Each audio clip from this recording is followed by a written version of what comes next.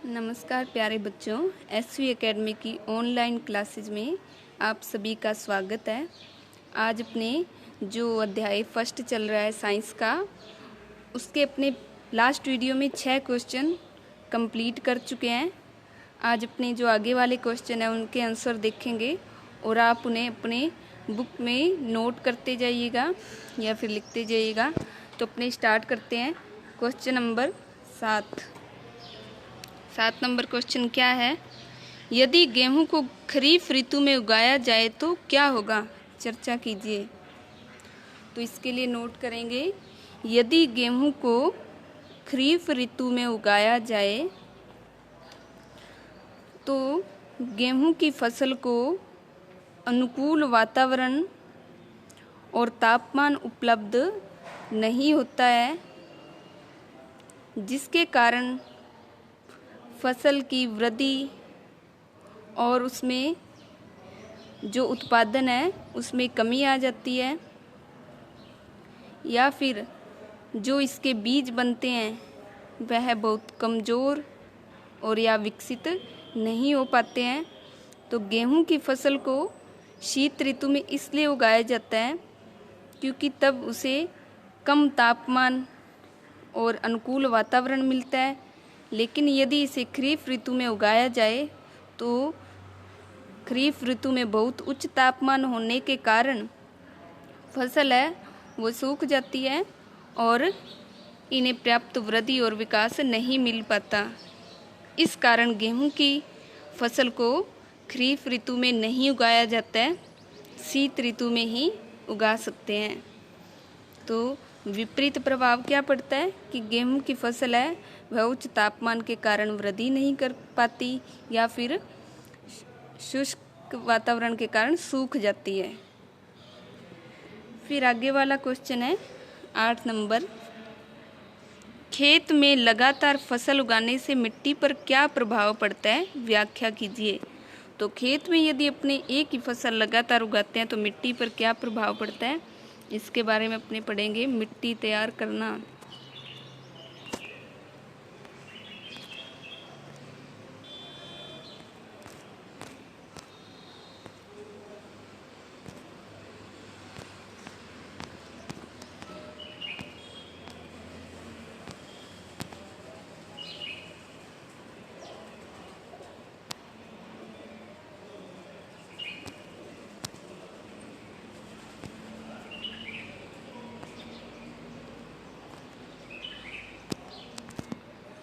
तो नोट करेंगे आप यहाँ से कि मिट्टी में खनिज, जल, वायु तथा कुछ सजीव होते हैं। इसके अतिरिक्त मृत पौधे एवं जंतु भी मिट्टी में पाए जाने वाले जीवों द्वारा अपघटित होते हैं। इस प्रक्रम में मृत जीवों में पाए जाने वाले पोषक हैं वो मिट्टी में निर्मुक्त हो जाते हैं और पोषक पौधों द्वारा अवशोषित कर लिए जाते हैं। और यदि अपने एक ही फसल को लगातार उगाते हैं तो ये पोषक पदार्थ हैं, ये एक फसल द्वारा उपयोग में कर लिए जाते हैं और जो अगली फसल होती है उन्हें इन पोषक तत्वों की कमी मिलती है और उनमें उत्पादन है वो कम होता है।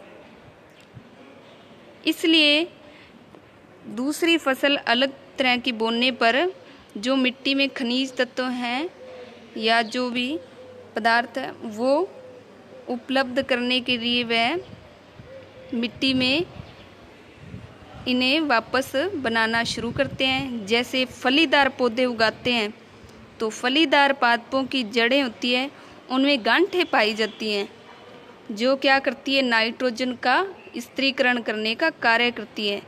इसलिए प्रत्येक फसल बोने के बाद बीच में या तो अंतर रखना चाहिए या फिर फसल इस प्रकार की बोनी चाहिए जिससे जो मिट्टी में पाए जाने वाले खनिज या उनकी पुनः पूर्ति हो सके।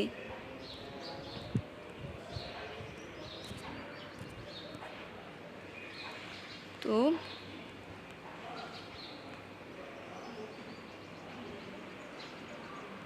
इस तरह से लगातार फसल उगाने से मिट्टी है उसका उपजाऊपन कम हो जाता है और खनिज पदार्थों में भी कमी आ जाती है।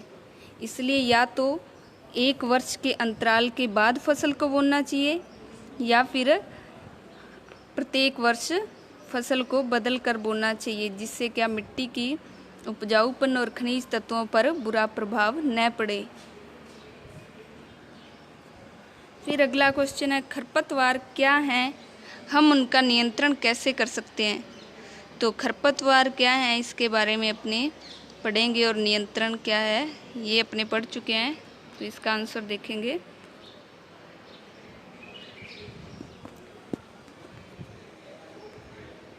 पेज नंबर 10 पे दे रखा है, आपकी बुक में भी होगा। खेत में कई अन्य अवांछित पौधे प्राकृतिक रूप से फसल के साथ उग जाते हैं। इन अवांछित पौधों को क्या कहते हैं, खरपतवार कहते हैं। और खरपतवार को कैसे रोका जा सकता है, निराई द्वारा या फिर खरपतवार को हटाने के लिए किसान है विभिन्न तरीके अपनाते हैं। जैसे फसल उगाने से पहले जोतने से खरपतवार उखाड़ने एवं हटाने में सहायता मिलती है। खरपतवार हटाने का सर्वोत्तम समय पुष्पन और बीज बनने से पहले का होता है। खरपतवार पौधों को हाथ से जड़ सहित उखाड़कर अथवा भूमि के निकट से काटकर समय समय पर हटा दिया जाता है। यह कार्य खुरपी और हैरो की सहायता से किया जाता है। और कुछ रसायन भी हैं जो खरपतवार को नियंत्रण करते हैं, जिन्हें खरपतवारनाशी कहते हैं, जैसे 2,4-D। इनका छिड़काव करते हैं तो खरपतवार पौधे मर जाते हैं, परंतु फसल को हानि नहीं पहुंचती है। तो इस तरह से खरपतवार का नियंत्रण निराई, गुड़ाई, खुरपी या हैरो की सहायता से कर सकते हैं, या फिर उन्हें भूमि से उखाड़ कर या काट कर सकते हैं, या खरपतवारनाशी का उपयोग करके खरपतवार को नियंत्रित किया जा सकता है। फिर अगला क्वेश्चन है 10 नंबर,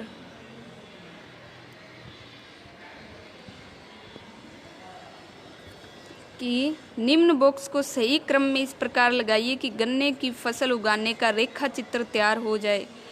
तो अपने इसे किस प्रकार से लगाएंगे। सबसे पहले क्या करते हैं, पहले इन्हें पढ़ते हैं। फसल को चीनी मिल में भेजना, ये कार्य तो सबसे लास्ट में होता है। सिंचाई फसल को बोने के बाद में की जाती है। कटाई जब फसल पकती है तब की जाती है। तो बुआई मिट्टी तैयार करते फिर की जाती है। खेत की मिट्टी तैयार करना, फिर खेत की जुताई करना, खाद देना।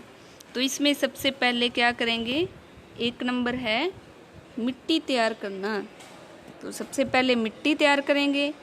फिर उसके बाद क्या करते हैं, 2 नंबर खेत की जुताई करेंगे।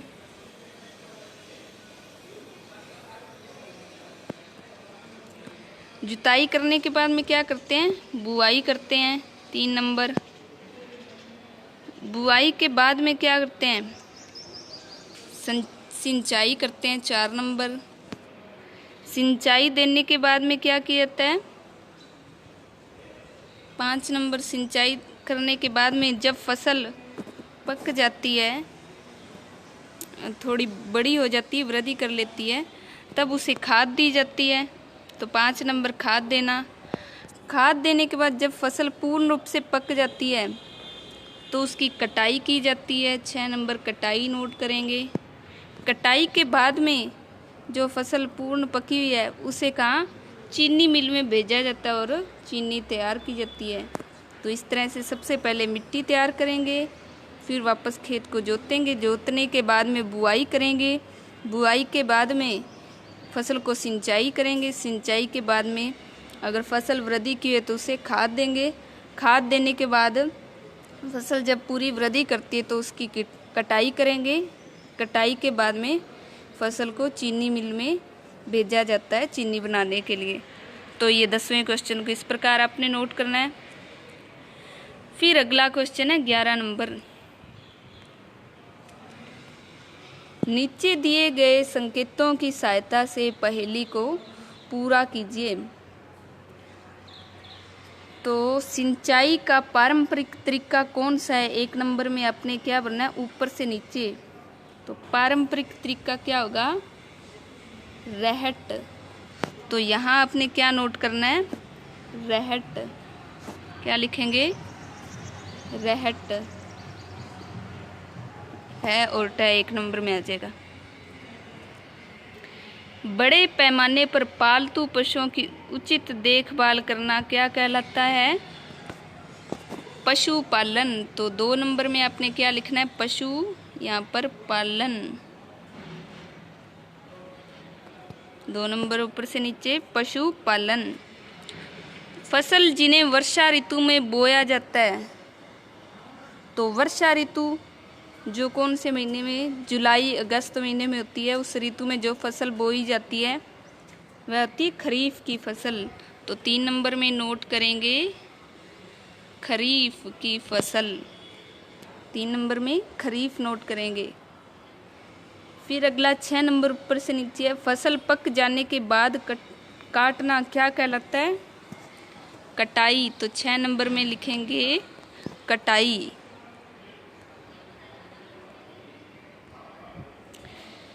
फिर ये ऊपर से नीचे वाले कंप्लीट हुए। इसके बाद में बाएं से दाएं ओर उसमें क्या लिखना है, शीत ऋतु में उगाई जाने वाली फसलें कौन सी होती है शीत ऋतु में, खरीफ ऋतु में अपने नरमा, कपास,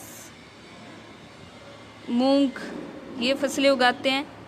और शीत ऋतु में यानी सर्दी के समय में अपने इसमें पढ़ा था कौन सी, सरसों, चना, गेहूं, ये शीत ऋतु में उगाई जाती है। इन फसलों को क्या कहते हैं, रबी की फसलें। तो 1 नंबर में आपने नोट करना है रबी की फसल, रबी।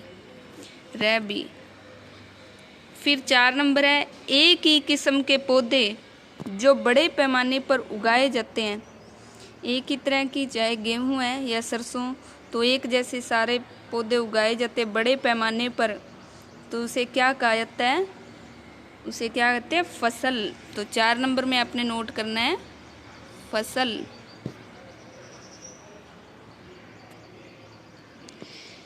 फिर अगला है, रासायनिक पदार्थ जो पौधों को पोषक प्रदान करते हैं। रासायनिक, जैविक होते हैं वो खाद कहलाते हैं, और रासायनिक के बारे में आपने पढ़ा है इस लेसन में, क्या कहलाते हैं, उर्वरक। तो इसके बारे में आप 5 नंबर में लिखेंगे उर्वरक।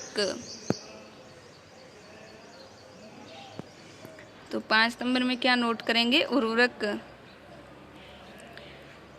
फिर आगे दिया हुआ है खरपतवार हटाने की प्रक्रिया। 7 नंबर में खरपतवार हटाने की प्रक्रिया को अपने पढ़ा, ऊपर क्या कहते हैं, निराई कहते हैं। तो इसका नोट करेंगे निराई। तो 7 नंबर में आपने लिखना है निराई। फिर ये फर्स्ट जो अध्याय था इसके अपने सारे क्वेश्चन कंप्लीट किए हैं। आप इसे अपनी नोटबुक में नोट करिएगा और एक बार इस लेसन को दोबारा रिवाइज करेंगे। तो इसमें आपको सभी क्वेश्चनों के आंसर मिल चुके हैं। रिक्त स्थानों की पूर्ति कीजिए, कॉलम ए को बी से मिलाइए, इसका बता दिए। खरीफ की फसल के 2 उदाहरण कौन से नोट किए आपने, कपास, मूंग। रबी की फसल सरसों, गेहूं। मिट्टी तैयार करना, इसके पैराग्राफ को पीछे दिया गया है अध्याय में। बुआई करना, निराई करना, थ्रेसिंग करना, ये सब दिए गए हैं। उर्वरक और खाद में अंतर बता दिया आपको। सिंचाई किसे कहते हैं, और जल संरक्षित करने वाली सिंचाई की 2 विधियाँ। समय समय पर पानी देना सिंचाई कहलाता है। जल को संरक्षित करने वाली विधियाँ ड्रिप तंत्र और फुहारा सिस्टम है 2। इनके बारे में अपने बुक में दिया गया, उससे नोट करना है। गेहूं की फसल को यदि खरीफ ऋतु में उगाया जाए तो क्या होगा, तब इसे अनुकूल वातावरण नहीं मिलेगा और उच्च तापमान होने के कारण या तो गेहूं की फसल वृद्धि ही नहीं करेगी, अन्यथा इसकी जो उत्पादन है बहुत कम होगा, और या फिर फसल है वो पूर्ण रूप से सूख जाती है। खेत में लगातार फसल उगाने से मिट्टी पर क्या प्रभाव पड़ता है, इसके बारे में पढ़ लिया कि लगातार फसल उगाने से जो मिट्टी में पोषक तत्व हैं या उपजाऊपन है वह समाप्त हो जाता है। इससे बचने के लिए या तो बीच में एक फसल के बाद में 1 वर्ष का अंतराल देना चाहिए, नहीं तो इस प्रकार की फसल बोनी चाहिए जिससे पोषक तत्वों की पुनः पूर्ति होती रहे, जैसे फलीदार पादपों को उगाना चाहिए।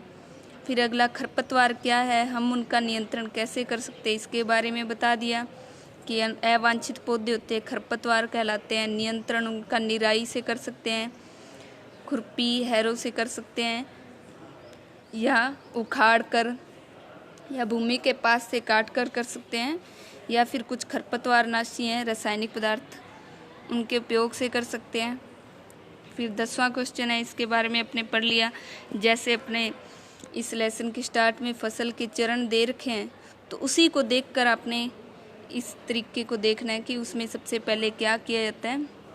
तो सेम उसी प्रकार इस फसल का रेखा चित्र तैयार होगा। फिर 11वें क्वेश्चन में आपको एक वर्ग पहेली दे रखी है। इस वर्ग पहेली में आपने ऊपर से नीचे और बाएं से दाएं शब्दों को भरना है। तो आज अपने इस लेसन को कंप्लीट किया है। आपने इनके आंसर क्वेश्चनों के नोट करने हैं। नेक्स्ट वीडियो में अपने नया अध्याय 2 स्टार्ट करेंगे। तो धन्यवाद।